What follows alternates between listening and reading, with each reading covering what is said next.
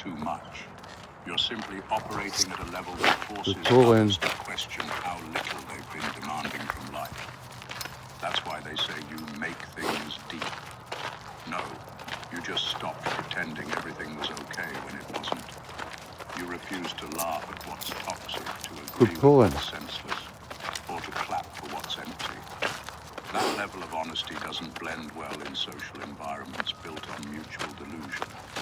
What they call arrogance is often just authenticity without apology.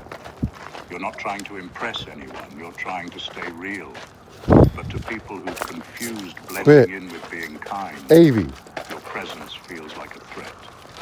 They crave simplicity, not because life is simple, but because they don't want to think. They want emotional fast food, not philosophical meals. You serve depth, and they're addicted to distraction, so they get defensive. They start mocking your seriousness, twisting your confidence into conceit. But deep down, they know what's happening. You remind them of the standard they abandoned. You remind them that sweet talk can't fill a spiritual void. Get behind me. That's why your presence irritates them.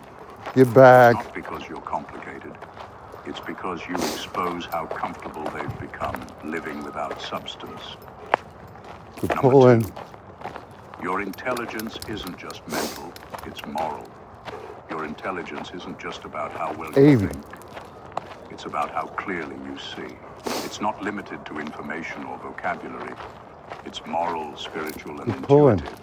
You read energy the same way others read words. That's what truly disturbs people. Quit pulling. They can handle someone who's book smart, but not someone who's soul smart.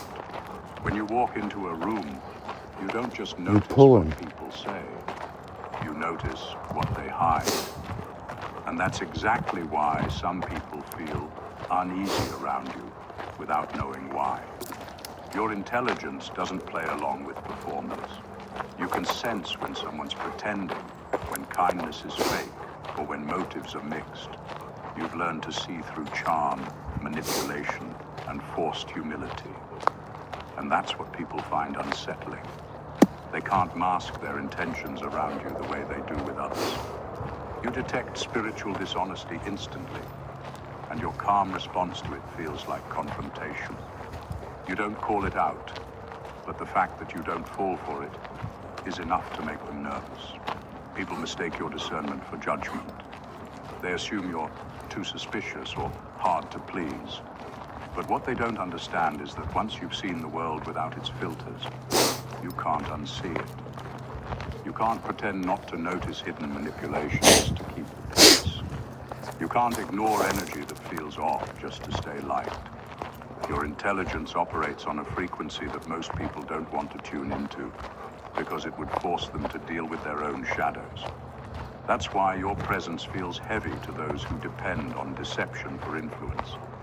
You don't even have to expose them. Your awareness alone ruins the illusion.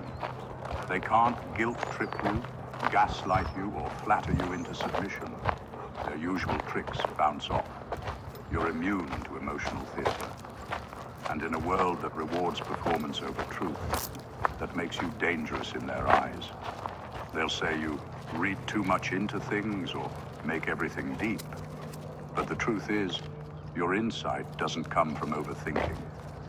It comes from clarity. You just see life without the noise, and people who thrive in confusion can't stand that.